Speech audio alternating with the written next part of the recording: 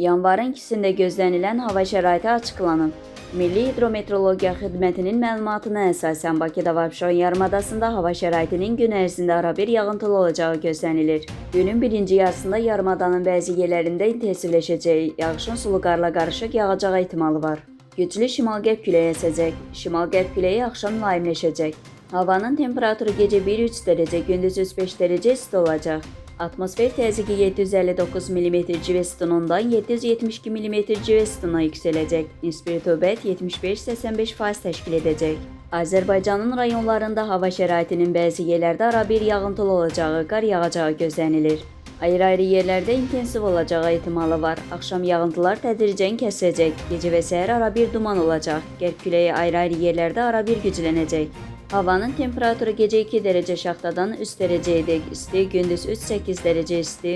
Dağlarda gecə 3-8 dərəcə şaxta, gündüz 0-3 dərəcə şaxta olacaq. Gecə bəzi dağlıq ərazilərdə yolların buz bağlayacağı ehtimalı var.